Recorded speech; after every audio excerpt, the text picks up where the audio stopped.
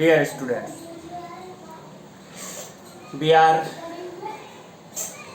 discussing some technical words like phenotype, genotype and emasculation.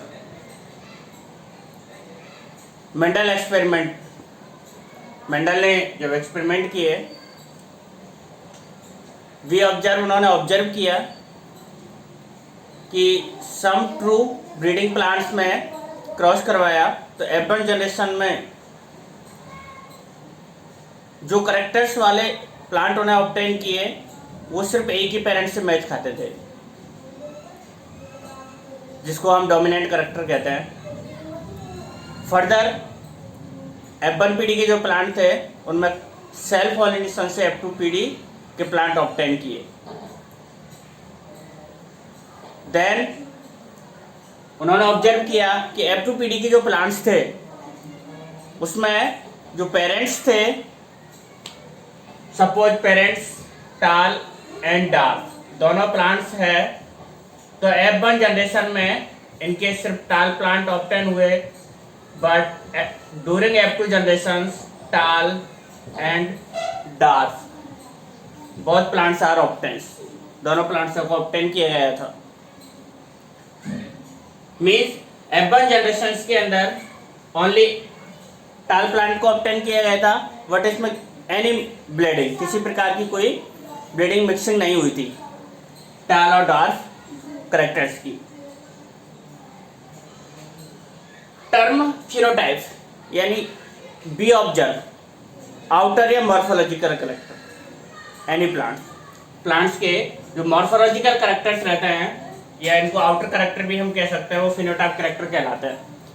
For example हम term use करते हैं plant की height के लिए टाल एंड डार्फ। अगर कोई प्लांट की हाइट को हमें ऑब्जर्व करना है तो डायरेक्टली हम आई से देख करके बता सकते हैं कि प्लांट टॉल है या डार्फ है। या फ्लावर की पोजीशन, फ्लावर का कलर, फ्लावर का वॉयलेट कलर है या वाइट कलर है, फ्लावर की पोजीशन भी या टर्मिनल है या एक्सियल पोजीशन है। तो फिनोटाइप करेक्टर्स वो मॉर्फोलॉजिकल करेक्टर्स रहते हैं जिनको हम डायरेक्टली ऑब्जर्व करके आइडेंटिफाई कर सकते हैं, यानी इसमें हमें किसी टेक्निक्स की आवश्यकता नहीं होती है। आपने ऑब्जर्व किया, डायरेक्टली सेपरेट कर सकते हो आप लोग उनको देख करके ही कि प्लांट टाल है या डार्फ है। तो ये टर्म कहलाती है फिनोटाइप टर्म। फिनोटाइप का जो रेशो है F1 मोनोहाइब्रिड का, ये टर्म हम आगे पढ़ेंगे, मेनली मोनोहाइब्रिड और डाई हाइब्रिड, इसी को हम डिस्कशन करने वाले हैं।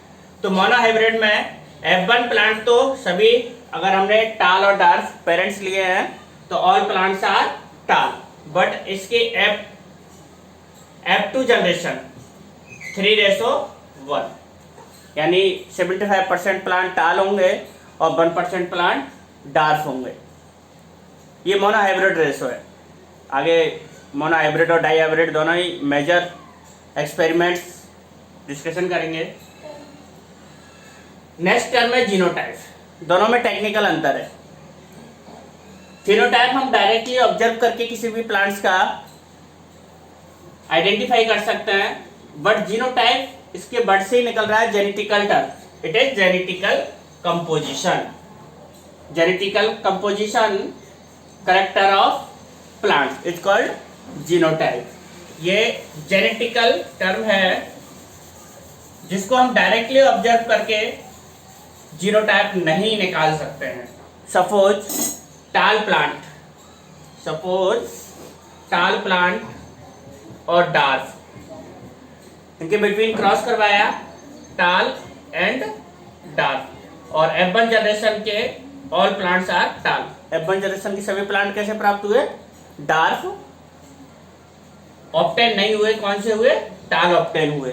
इनके बिटवीन ये क्रॉस पॉलिनेशन था या आउटर पॉलिनेशन जिसको हम कह सकते हैं। इनके बिटवीन जब हम F2 जनरेशन ऑब्टेन करेंगे तो हमें 3 टाइप्स के प्लांट ऑब्टेन होंगे, यानी कैपिटल T, स्मॉल t और स्मॉल tt, यानी 75% प्लांट जो टाल थे उनमें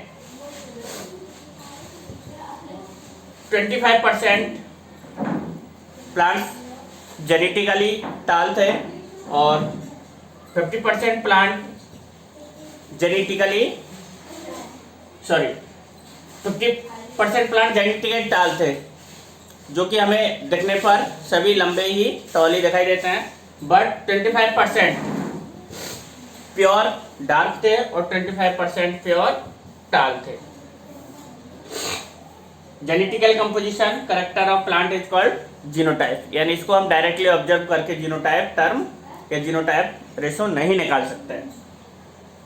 एग्जाम्पल के लिए capital T small T genotype के लिए टर्म यूज की जाती है। मोनोहाइब्रिड और डाईहाइब्रिड रेशो का जीनोटाइप देखते हैं तो F2 जनरेशन का मोनोहाइब्रिड में 1:1 आता है और डाईहाइब्रिड में 1:1, 2:4:2, 1:2:1। ये जीनोटाइप टर्म है जिसका रेशो इम्पोर्टेंट है, जो कि मोनोहाइब्रिड और डाईहाइब्रिड दोनों में डिफरेंट रहता है। तो ये दोनों टर्म थी फिनोटाइप और जीनोटाइप। नेक्स्ट टर्म है मस्कुलेशन। जनरली मस्कुलेशन क्या होता है, इसकी क्यों आवश्यकता पड़ती है मस्कुलेशन की। मेंडल ने जब एक्सपेरिमेंट किए तो उन्होंने क्रॉस पॉलिनेशन भी करवाया, सेल्फ पॉलिनेशन करवाया। तो जब हम सेल्फ पॉलिनेशन करवाते हैं तो हमें डिजायरेबल प्लांट की आवश्यकता रहती है कि हमें किस प्लांट के बिटवीन क्रॉस करवाना है। तो हमें डिजायरेबल प्लांट्स तीनों हम जानते हैं कि जो पाइसम सैटाइवम है उसका फ्लावर बाइसेक्सुअल है, यानी उसके अंदर एंथर और स्टिग्मा दोनों है। It means flower is bisexual flower है, तो हमें सेल्फ पॉलिनेशन के लिए उसका एक पार्ट हटाना पड़ेगा, क्योंकि क्रॉस करवाते हैं तो एक मेल पार्ट रहता है और दूसरा फीमेल पार्ट रहता है। तो जब हम इमस्कुलेशन में हमें एक पार्ट हटाना पड़ेगा, तो इमस्कुलेशन the removal of the anther is called इमस्कुलेशन। Removal का मीन्स ये है कि एंथर को फ्लावर से रिमूव करना and flowers ready for self pollination, और फ्लावर को सेल्फ पॉलिनेशन के लिए रेडी करना, ये कहलाता है इमस्कुलेशन। It is very important. एक आती है टर्म बैगिंग भी आती है। बैगिंग भी सिमिलर इसी से है कि जो सेल्फ नेक्स्ट प्रोसेस होती है इमस्कुलेशन के बाद बैगिंग। हम बाइसेक्सुअल फ्लावर से एंथर को रिमूव कर देते हैं। एंथर को रिमूव करने के बाद अनवांटेड किसी पोलन ग्रेन उस पर ना आ जाए, इसके लिए हम उसको बैग से कवर कर देते हैं। यानी यूनिसेक्सुअल फ्लावर है, उसका स्टिग्मा है, तो स्टिग्मा पर अनवांटेड पोलन ग्रेन्स नहीं आए, इसलिए हम उसको पॉलीथीन से कवर कर देते हैं। This process are called bagging. इस प्रोसेस को बैगिंग कहते हैं। तो ये कुछ सम टेक्निकल वर्ड्स थे जिनका यूज मेंडल एक्सपेरिमेंट में किया जाता है।